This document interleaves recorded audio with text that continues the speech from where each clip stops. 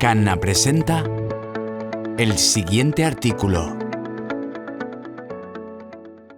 Hormonas vegetales, por Díaz Croetze. Las hormonas son moléculas orgánicas que incluso en pequeñas cantidades pueden influir en la fisiología de plantas y animales y juegan un papel importante en el crecimiento, la floración y la maduración del cannabis. En este artículo explicamos cómo funcionan las fitohormonas, las hormonas vegetales en las plantas y cómo promueven su floración.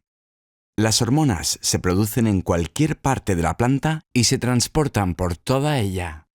Expresado de forma simplificada, podríamos decir que se trata de señales que pueden ser emitidas o recibidas por cualquier parte de la planta. Una hoja, por ejemplo, puede enviar una señal a la punta de un tallo para que crezcan flores. Las fitohormonas más conocidas son la auxina, la giberelina, la citocinina, el etileno y el ácido abscísico. Además, se han atribuido efectos parecidos a los de las hormonas en los brasinoesteroides, los salicilatos y los jasmonatos. Las hormonas también se encuentran ligadas a azúcares o a aminoácidos. En esta forma solo se almacenan y no son activas. No obstante, bajo la influencia, por ejemplo, de la fuerza de gravedad o de la luz, se pueden desligar y reactivarse. Auxina. Charles y Francis Darwin iniciaron en los años 1880 una serie de experimentos que confirmarían la existencia de las hormonas vegetales o fitohormonas. El objeto de sus investigaciones fue la influencia de la luz sobre la dirección del crecimiento en la avena, fototropismo. La fitohormona cuyo efecto se probó en estos experimentos fue la auxina. La auxina se produce en los meristemos apicales de la planta, tanto aéreo como en las raíces, e influye, entre otros, en la absorción del agua, la división celular y la elongación de las células, reblandecimiento de la pared celular. Debido a su efecto, se suelen usar distintas formas de auxinas en los preparados estimuladores del crecimiento radicular. En experimentos realizados por Canna, se ha mostrado que la efectividad de la auxina en cannabis depende en gran medida de la concentración y de la forma de aplicación.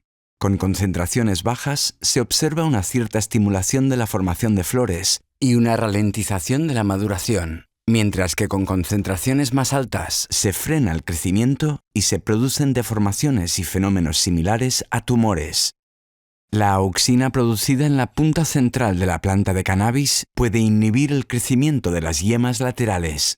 Este fenómeno se llama dominancia apical. Podando la punta apical se elimina esta inhibición y se pueden desarrollar las yemas laterales, resultando en una planta más ancha. Si se cultivan pocas plantas por metro cuadrado, la poda de las plantas apicales es útil para que las plantas puedan aprovechar mejor la luz.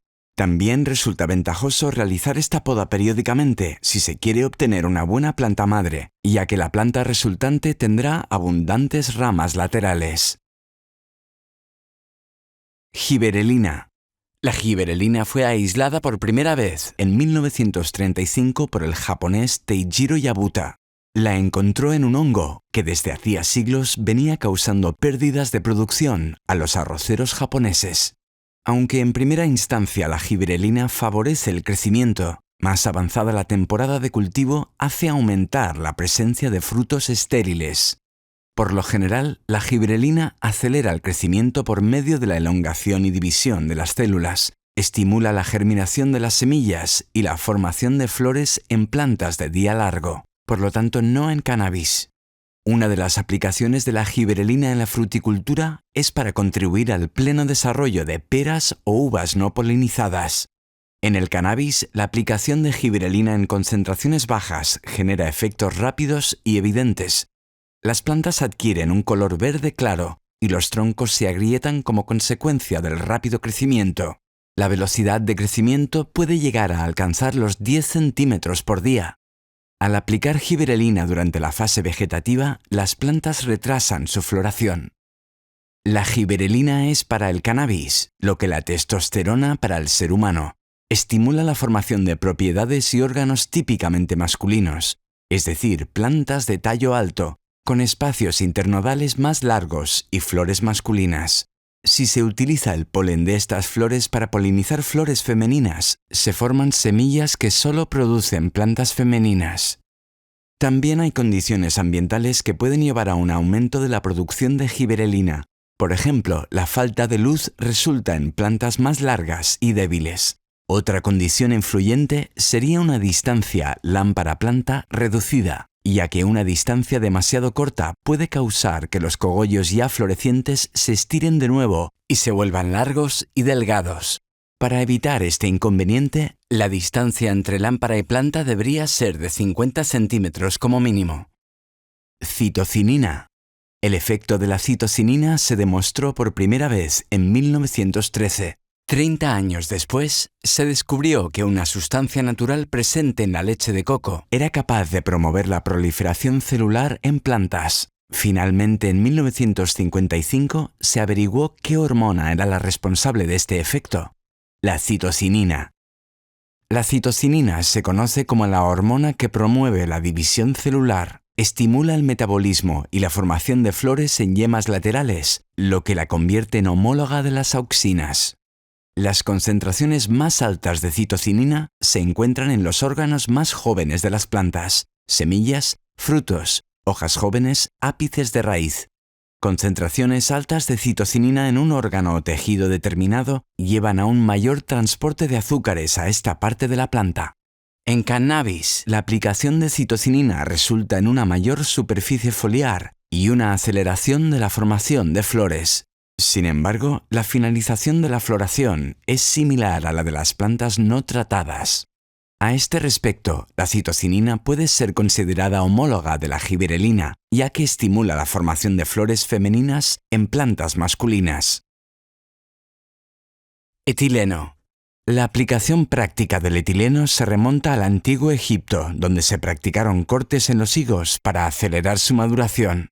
En 1934, se descubrió que las plantas producen su propio etileno, siendo capaces de regular ellas mismas la maduración de sus propios frutos. Desde el punto de vista molecular, el etileno es la fitohormona menos compleja y se produce en todos los órganos de la planta.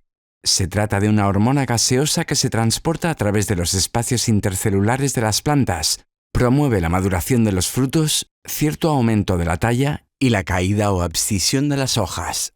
En determinadas especies vegetales como la piña, el mango o el lichi, el etileno estimula la formación de flores, pero no es así en el caso del cannabis.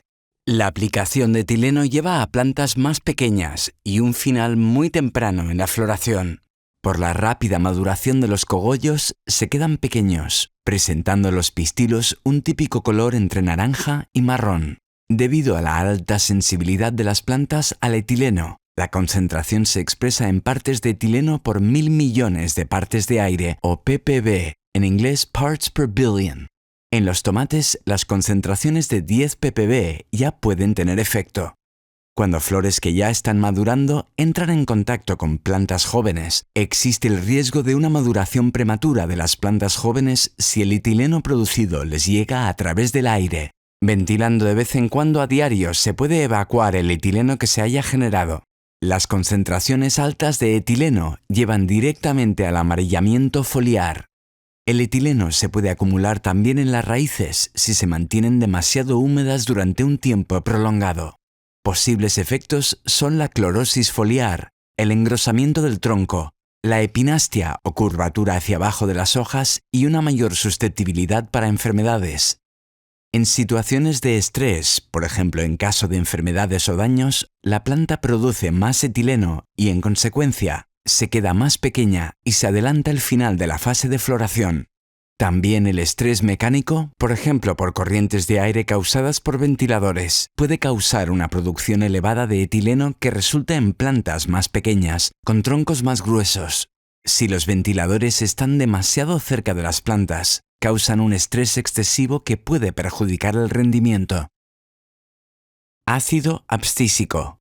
El ácido abscísico se aisló por primera vez en 1963 y debe su nombre a la palabra latina abscisio, abscisión. El nombre hace referencia a la suposición de que el ácido abscísico era responsable de la abscisión o caída de las hojas y los frutos. No obstante, más tarde resultó que el etileno tiene una influencia mucho más directa sobre este proceso. El ácido abscísico es producido, entre otros, por los cloropastos de hojas antiguas y posee tanto propiedades inhibidoras del crecimiento como estimulantes, síntesis de proteínas de almacenamiento en las semillas. Si llega mucho ácido abscísico a los ápices del tronco o de las raíces, la división de células se detiene y la planta entra en latencia. El ácido abscísico es una hormona muy importante en situaciones de estrés. Por ejemplo, estimula el cierre estomático en caso de estrés hídrico causado por altas temperaturas, una baja humedad ambiental y una CE demasiado elevada del medio de nutrición. La formación de flores en el cannabis. Aunque se haya investigado mucho el cambio de crecimiento a floración en las plantas, hasta hoy no se conocen los pormenores de este proceso. En el cannabis en concreto, la formación y el desarrollo de las flores dependen de la duración de la noche. Si el periodo nocturno dura más de 12 horas, la planta empieza a florecer.